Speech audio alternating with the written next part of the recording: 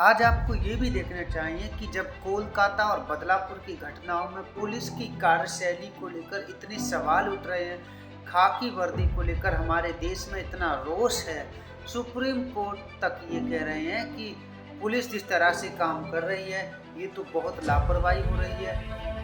ऐसे में भी इस देश के लाखों युवा उसी पुलिस की नौकरी के लिए अपनी पूरी ताकत लगा रहे हैं, पूरी ताकत झोंक रहे हैं, क्योंकि इतनी बड़ी संख्या में सोचिए 48 लाख लोगों को तो सिर्फ एक राज्य उत्तर प्रदेश की पुलिस में कांस्टेबल बनना है। एक और बड़ा विरोधाभास ये है कि जब हमारे देश में लाखों युवा सरकारी नौकरी के लिए इतनी भीड़ में संघर्ष कर रहे हैं, तब इसी देश में इंटरनेट पर नौकरी से ज़्यादा पॉर्न वीडियोस को सर्च किया जा रहा है। और हमारा अगला विश्लेषण इसी के बारे में है।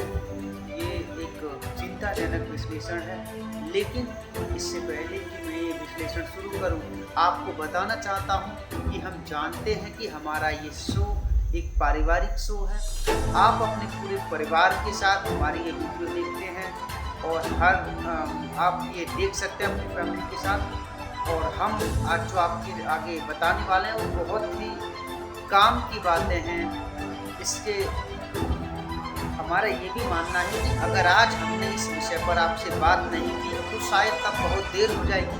इसलिए विषय शायद बहुत जटिल है। विषय ऐसा है जहाँ शायद आज भी हमारे देश के परिवार इस विषय के बारे में आपस में बात नहीं करते। लेकिन बात नहीं करते इसका मतलब ये नहीं कि ये विषय है नहीं है, इसका मतलब ये नहीं है कि ये समस्या नहीं है। ये समस्या आज हर परिवार के बीच में है।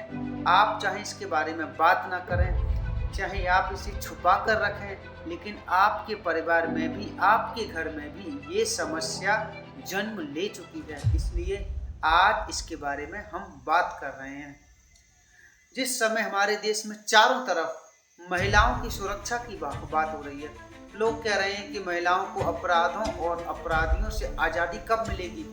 ऐसे में उसी समय हमारे देश में इंटरनेट पर लोग महिला सुरक्षा से ज़्यादा पॉर्न वीडियोस को सर्च कर रहे हैं। 10 अगस्त से 20 अगस्त के बीच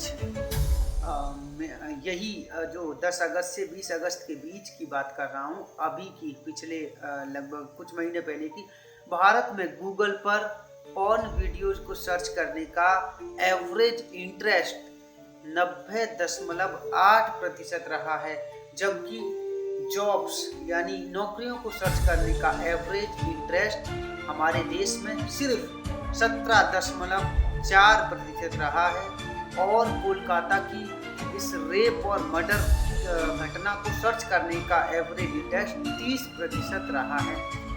यानी इंटरनेट की सर्च हिस्ट्री में पॉर्न वीडियोस के मुकाबले नौकरी और महिला सुरक्षा का मुद्दा दूर दूर तक नहीं है।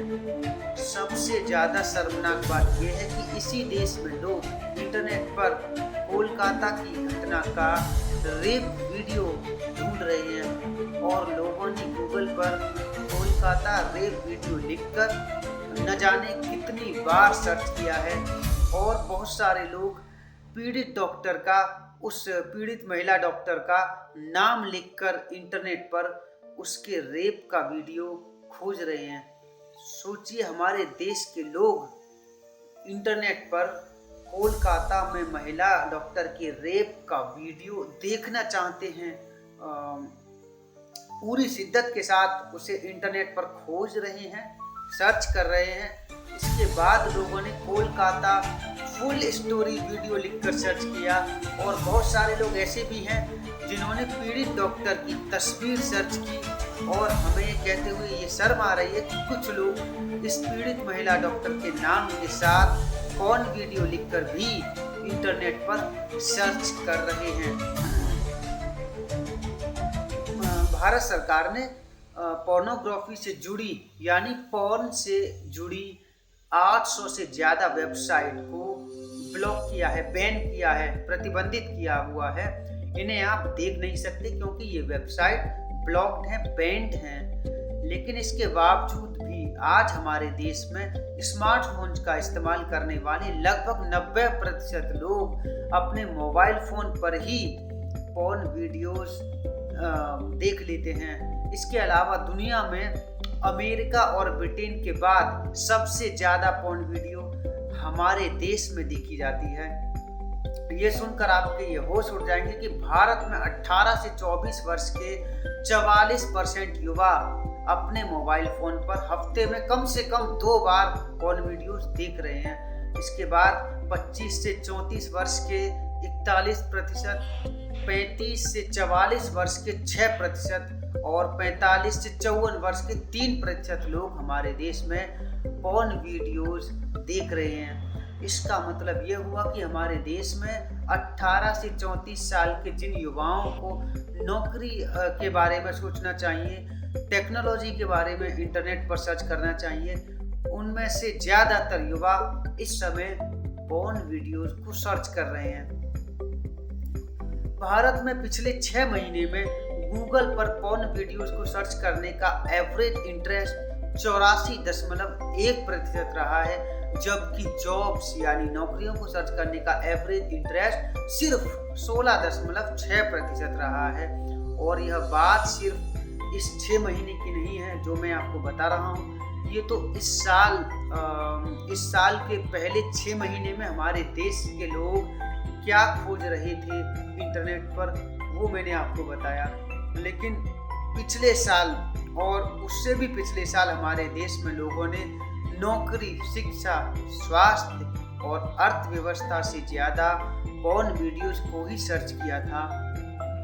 और इसके अलावा भारत में पोर्न हब वेबसाइट को एक यूजर औसतन 8 मिनट 22 सेकंड तक ऑनलाइन रहता है, जबकि असम, बिहार और राजस्थान, चंडीगढ़ और पश्चिम बंगाल के लोग इस पोर्न वेबसाइट पर एक बार क्लिक करने के बाद सबसे ज़्यादा 9 मिनट से ज़्यादा देर तक एक्टिव रहते हैं।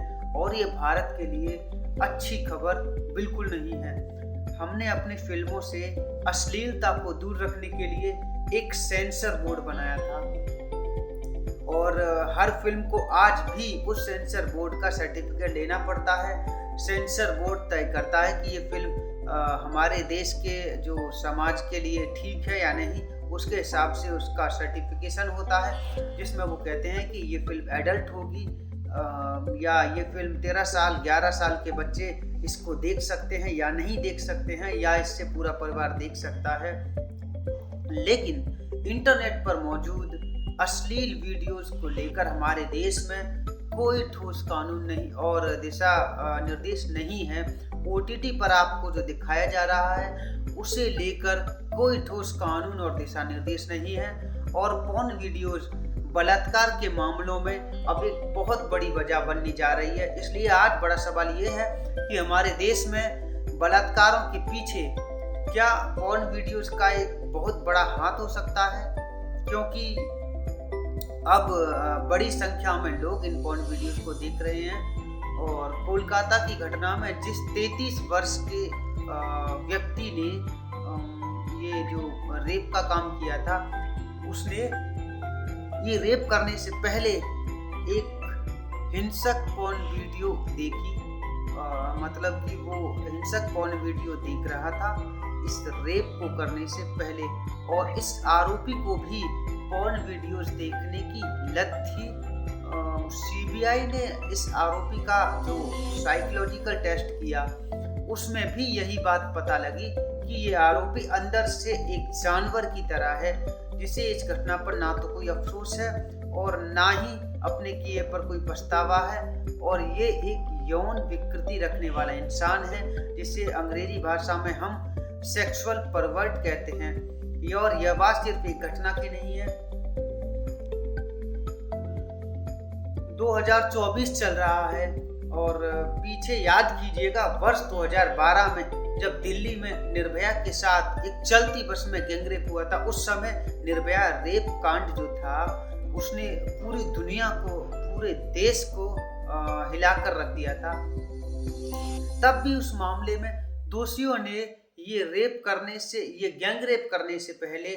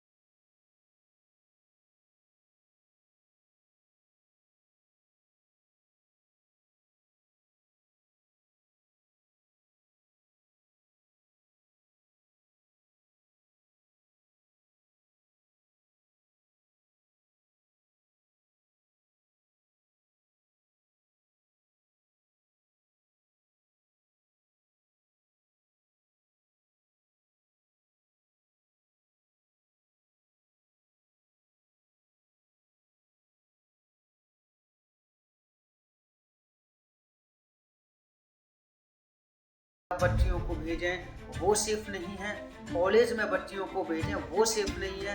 अगर आप उन्हें बस में भेजें और ट्रेन में भेजें, अगर आप उन्हें बाजार भेजें, कहीं भी सेफ नहीं है। इसका कोई ना कोई उपाय हमें सोचना होगा। अब हम आपको ये बताएंगे कि क्या कोलकाता के मामले में पूर्व प्रिंसिपल डॉक्टर संदीप घोष के तार मुख्यमंत्री ममता बनर्जी से जुड़े हुए हैं। क्या ममता बनर्जी उन्हें पीछे से समर्थन देती थी?